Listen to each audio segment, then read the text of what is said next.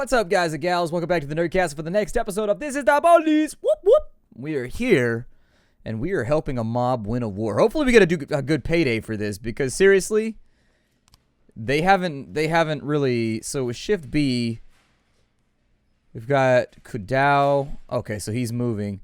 We've got Kochi, we've got Numata, we've got Kudao. That's good. We just need to have 3 Asian people on shift tomorrow. Otherwise, there's a businessman. So if you haven't been watching the series, we're not doing like this weird... We're not performing like this weird racial hierarchy or this... I don't even know what to call it.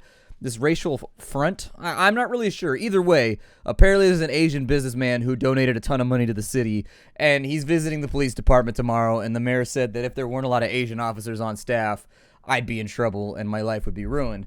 And since he seems to be pretty good at ruining my life, I figure I've got to get on... I already had the Asian officers. I just need to move the shift around so that they would all be on staff that day. So we should be good now. We will end the day...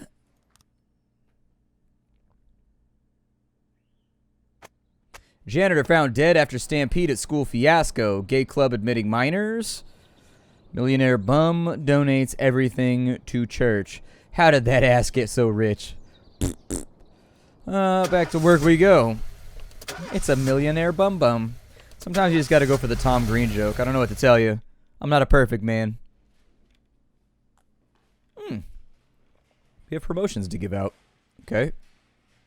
Wait, Brock comes with a promotion, but she's terrible. She's like unbearably bad. How does she have a promotion? That means she was even lower and they promoted her. She had 50 professionality and they promoted her. Let's give this one to Yancey. He'll be our guy for now. Start the day. As far as I know in the police, you get your first stripe after... Ooh, I have to ask my... You get stripes. So basically, the longer you're on the police force, you get stripes. That's where the thing earning your stripes comes from, that in the military. And the stripes mean that you're a veteran and that you're somehow to be looked up to or whatever. And I can't remember if you get your first stripes, your first stripe after your first year or something like that. But there's also, in some precincts, there's like you don't wear stripes until 5 years or something like that. Like they award them to you, but it's considered very, very bad. It's like poor form to wear them before you've been an officer for 5 years or something like that. I don't know. Somebody will have to clarify. It's like, I think it was something I read on Reddit somewhere, so who knows. It was, however, on the law enforcement board, on the serve and protect board, so I don't know. Okay, we have investigations to take care of. Jack, keep up the good work and we'll make sure your final days at Freeburg PD are much more comfortable. Good. You paid your snitch his weekly fee. Yep. The Mafia share. They sent us our oh, good. Our share from the jewelry. Fantastic. Let's go ahead and get that $12,000 right there. I would probably split it with the officer who brought it back, or any officers that were on scene, just to make sure. You got to make sure that they're complicit too. You got to make sure their hands are a little dirty. If you got your hands dirty, you want to make sure everybody else in the room looks like a chimney sweep. You know what I mean? That's the best way to cover your ass. Let's send Yancey and Kochi after this one. And once that's done, a storage space has been rented in the name of Rafael Campos. This might be where he's keeping the stolen painting. We'll go ahead and respond to the evidence later on. Hopefully, if we can swipe that, we can say it was destroyed and then sell it with the Mafia, too. Destruction of property in Chinatown. A student reported seeing a truck drive into the yard at a hostel. A fat man climbed out and began to slice up a bench with a chainsaw. Some other students tried to intervene, but the man threatened them with the chainsaw, saying, "I asked you nicely to keep quiet at night. Now you can park your yellow asses somewhere else." What was the Asian businessman's issue with me getting Asian officers killed on the day he was visiting? Because I've got a lot of them here right now, which means the chances are one of our Asian friends might not come home from this one. He's got a chainsaw. I mean, we saw what that thing did in Doom. Okay, so he wasn't there. We went to his house. Nothing there. Hopefully they'll call for backup if they need it.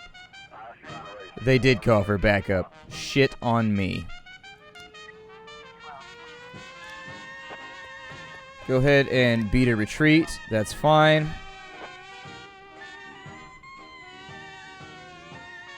Maybe that's what I was supposed to do. There was a retreat button that I never noticed before. Maybe I was supposed to retreat from the crime. So we've got an assault with a deadly weapon. A call has come in from the secretary of the law offices, Johnson, Jurgen, and Katz. She reports that a woman wearing an expensive fur coat and high heels entered the offices of the senior partners of the firm and asked the secretary not to disturb them. Shortly thereafter, shots rang out from the office. Okay, we'll close that off until we have more office people, or so we have more people available. I will send Kudau, Koenig, Brock, and we will bring SWAT as well. In the meantime, let's wait until Yancey gets back and we'll go after that one. It's still gonna be there. I mean, you know, it's not going anywhere. The frames. We have 3 right here. We have several officers who are not on the case. We will put Armstrong and Mosier on that one. And we're on arrest the subjects there, so we might as well put everybody on this one. And we can reroute them after the fact. Our detectives are doing good work around here. The Sands need help in the suburbs. What do they need? 2 guys. Some punks ransacked the house of a family member. It looks like they were looking for something other than money. Maybe a notebook with a list of important contacts. Let's lock up the scumbags before they can do any real damage. Yeah, I'm waiting on other people to get here anyway, so we might as well help. Derek Alec, the Sophocles Threat. The office door is closed, but inside the sounds of men screaming, gunshots, and breaking glass can be heard.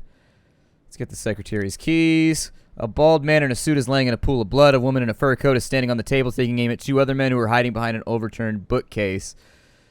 Drop your weapon right now. No shots fired, so that's good. They get leveled up a little bit. Is Brock fireable based on her age, by the way?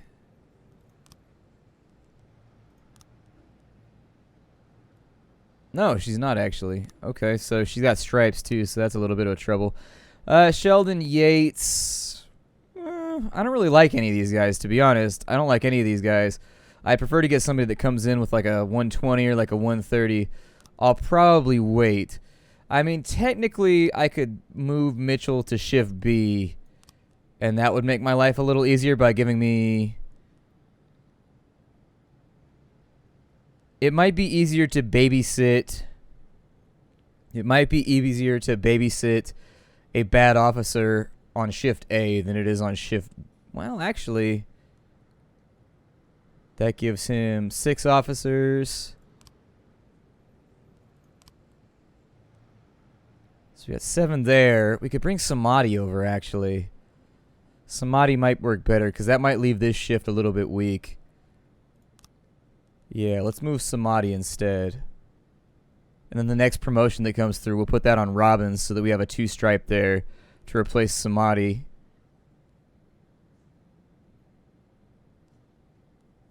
Yeah. And then we'll hire Sheldon Yates for A.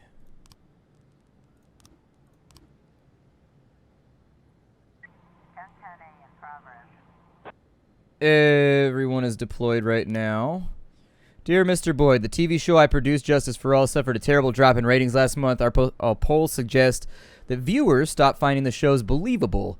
We are currently shooting the next season, and for one episode, we need a real cop who will portray a cop pervert who is kidnapping young girls and raping them in his car. We don't have a huge budget, but I think we can afford a couple thousand for you for the cop who will play the part in the show, and plus everyone in the city will see him in the show. Yeah, as a cop who's raping girls, man. Hell no. That's like, for example, if you make a movie in Hollywood and you want the military to donate the vehicles for it, the military has to be portrayed in a light. They have editation rights or editory rights or something like that. A bomb threat. Why is there always a bomb threat or something right after a call came in from a bank branch in the center of the city? A man entered wire with explosives. He threatened to blow himself up along with everyone nearby unless he was allowed to speak with the press and TV within the hour. The man claims that the bank took away his house after a failure to repay a loan which he says he never took out. Oh my God. We have no SWAT with us either. Send who you can. If they call in for backup, we should have them back by the time they get there. Not going to help out with that one right there because that's going to come back to bite me in the ass. I'm not going to have my cops portrayed as rapo perverts. But yeah, the military has editing rights on any movie that they... Oh, really? They managed to bring it on in, huh? I was almost positive they were going to call for backup on that one. They need help for the Sands. Let me wait till these cops get back because I'd like to get this investigation done too. And so I'd like to have the pick of the litter real fast instead of just having runts left over. Koshi's not, but Koenig is a little bit of a concern.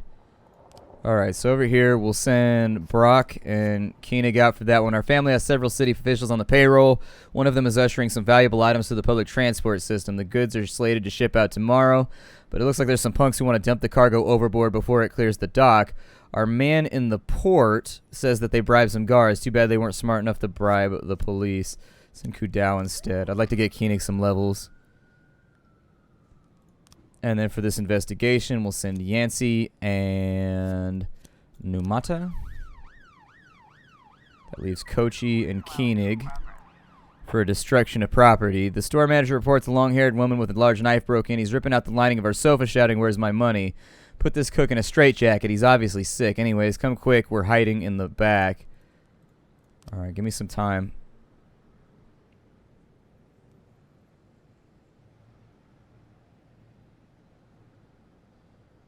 Unfortunately, both these are on the way outskirts of town, so I don't think anybody's going to be here. Actually, we might get Kudao back. 3 new frames. Okay. They caught their man, so there it is. They get their bonus. They close down that investigation, which brings them all up to decent levels. Now that that investigation is closed, all we have left is this one over here. So can I not put anybody else on that because we're sitting on the frames, or do we have everything done? So there's a guy kicking down a door. I don't know what the hell that's supposed to be. Looks like somebody shoving a shopping cart wheel into a vending machine. I don't know. Oh, it's the power breaker. So we can assume that somebody affiliated with the... We can assume that somebody affiliated with the hospital did it. In which case, only they had the breaker keys to kill the lights. So to get to the breaker, they would have to unlock... Well, I mean, that would preclude everything. So we'd have to steal that. Turns off the breaker. He goes and he cleans that out. The janitor goes in to clean up the thing. But that ultimately leaves us kind of... stuck here. I'm assuming there's multiple people. I was in the bathroom when the lights went out. The only thing I saw is normally what you see when you're on the toilet. Oh, and the janitor came into the restroom with his cart. I heard him emptying the bin. Then the lights came on and I went to bed, the head physician's office for a signature, and he wasn't there.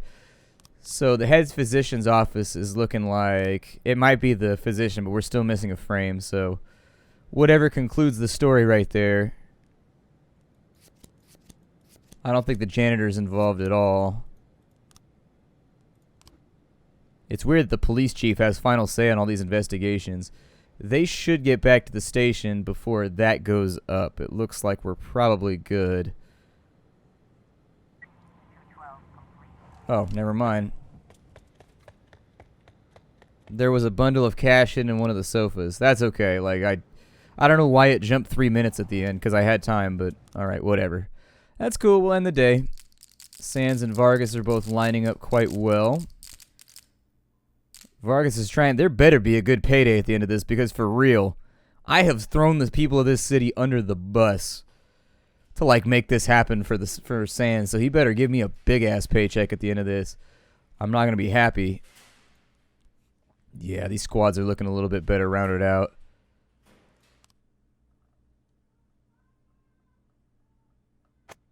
Truckers unhappy with suburban roads. Freeburg gymnast wins regional competition in the fire at the Puppet Theater. 2 actors dead.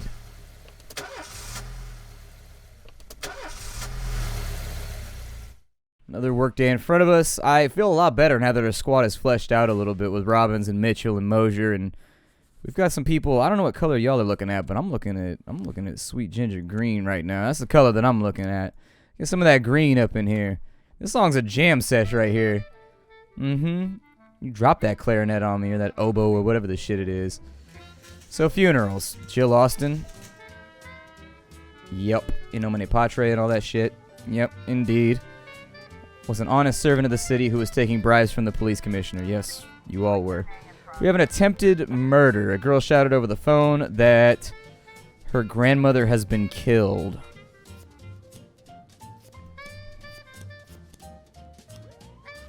Seems a little odd, but we'll send who we can send. I'm not sure that I trust that. With old people, you gotta put a mirror in front of their nose or something first. Just make sure. You can never quite tell. Maybe they're just sleeping. They sleep a lot.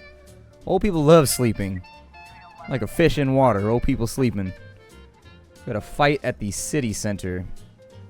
A few drunks were playing darts, and one of them got one in the shoulder. A fight broke out, which was quickly joined by the other patrons of the bar.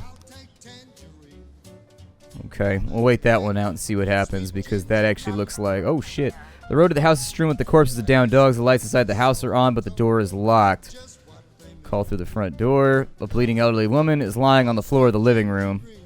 One person take her, and yeah, fan out, find them in the house. There it is. Offender caught, and Yates got some well-needed XP. Until he gets to 200, I don't trust him on the job. Yeah, it looks like they want a lot of officers responding on that one, so hopefully they get back in time. I'm watching the numbers right now. Oh, it's going to be real close. I'm not going to send officers to their deaths, though. That's just not me. I'm not feeling it. We got an investigation over there. We'll worry about that in just a moment. And they're back. Send everybody. I sent a paddy wagon too, but if I'd known I was going to be in bed with the mafia on this level, I would have gotten the paddy wagon for free, okay? But I wasn't planning on selling out quite to this extent.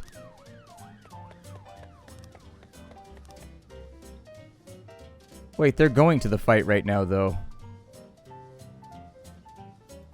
Sands needs help. The family bank just called in the report of a strange man in a leather jacket with fake documents trying to empty one of our accounts. Obviously, it's Varga's agents, but it's a stupid move. We don't want to get our hands dirty with this. Just lock him away in a filthy cell. Done. Now for this investigation. We'll put Davenport on it, we'll put Mosier on it, and we'll put Beasley on it. Shouldn't they be on other stuff? I don't know. Either way, I thought they were on other investigations.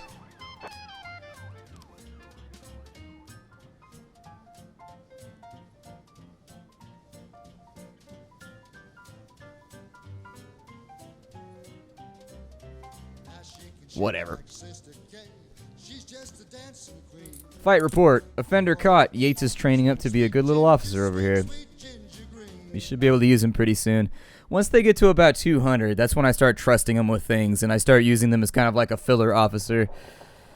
If they're below 200, I always send them as the last guy in. You know what I mean? You take like a fully experienced squad, and then you have him go too. We got a suspicious individual at the Touch of Dionysus liquor store. A cashier just called in, her voice in a whisper. Two suspicious black men have entered the store. They spent a few minutes browsing the rack with expensive whiskey, and now they're whispering at each other and looking back at me. Looks like they're planning on robbing the store. I don't know about that one. We'll send some people out, I guess. I mean, maybe they don't want you eavesdropping. Like, maybe they notice you watching them all the time and you being suspicious, and so now they're whispering because they don't want to be eavesdropped on, you know? It could go a lot of different ways. My expectation is that this one is going to be a false alarm. Still, just in case it isn't and it turns into something, we've got okay people on it. Not our best, but people nonetheless. Was it a false alarm? They were unarmed and doing a little shopping. They were picking out an expensive bottle of whiskey as a gift for their grandfather on his anniversary. Yeah, that's about what I figured. It's about what I figured. Which is why Robbins and Mitchell did not go on that call. There's a theft at the river bank. We have 3 people here. Robbins, Mitchell, Grant, go get yourself some XP. A passerby witnessed 3 people trying to break into an ATM. A pickup truck was parked nearby. Its engine still on, and another man behind the wheel. Looks like they're trying to grab the ATM and carry it away in a truck. It's pretty brazen. Those things have dye bombs inside of them anyways, so I think if you get the gate open or whatever, the port, pretty sure they have dye bombs inside of them, so it's kind of pointless. The Coinstar machine's the one you want. I'm pretty sure Coinstar doesn't put dye bombs in theirs. That'd be hella funny, though, if you robbed a Coinstar and then you had to go to a Coinstar to get it all sorted out. The situation is more serious than we thought. Requesting backup. Backup is yours, dear sir. We need 2 officers for the Sands. We might not be able to get to that one just based on utility. Doop doop doop doop doop doop doop doop doop. Doop doop doop doop doop green.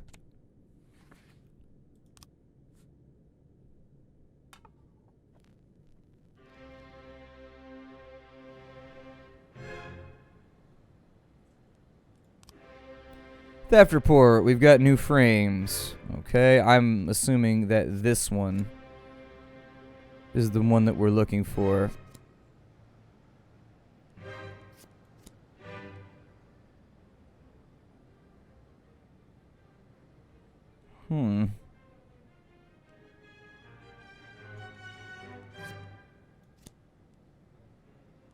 Pulls that, kills the lights. He's got to have that. So that's the sequence as I'm looking at it. I went for lunch at 1 o'clock.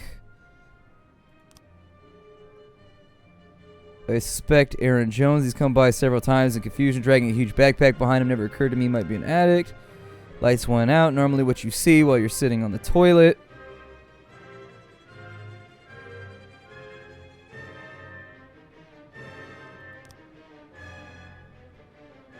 I mean, we might be barking up the wrong tree. It might not be the head physician. There's something in here that usually exonerates whoever it is you're suspicious of. Janitor has keys to the pharmacy, washed the floors there, but didn't have access to the electrical panel. Only the supervisors have the keys. Here's another mystery. What happened to my garbage bags? Somebody took them out of my truck. I can't find them anywhere. Time code is 1303.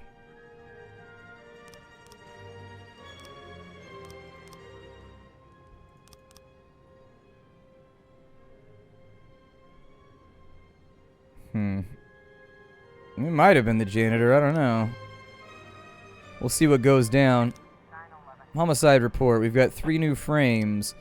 Upon opening the investigation, someone banged on the door. My mother told me to hide under the bed and close my eyes and ears and be as quiet as a mouse.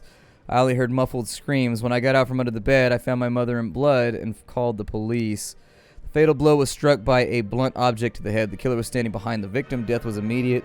Body shows no other signs of violence. I heard Fiona swearing with her brother. He'd come around again begging for money at the doorstep. Then she started yelling at her son.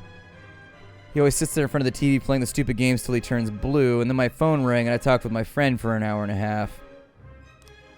The door to the apartment was open when I came in. The boy was in front of the TV playing some game on the console and didn't even turn in my direction. I think he was just in shock. His mother was laying there dead in front of him. Victim's brother. Yeah, I went to my sister to borrow some money. I lost my job and the bills were piling up. I expected her to help like I've helped her in the past, but she refused. I didn't kill her. We had a fight and yelled at each other, but then I went home. I watched a movie I rented and then went to bed. Well, asking the kid would probably be then, was he here? You've got a witness in the room.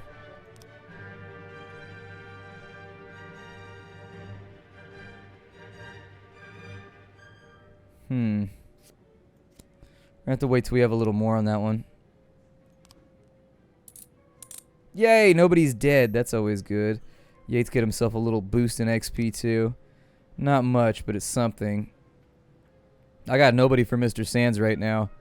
I legitimately have nobody to throw at that, so... Yep.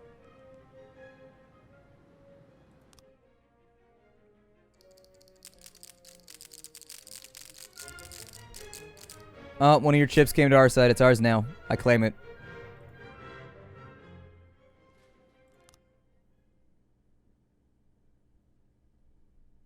And that's it for me. My name is Splattercat. Thank you for joining me here at the Nerd Castle for the next episode of This is the Police.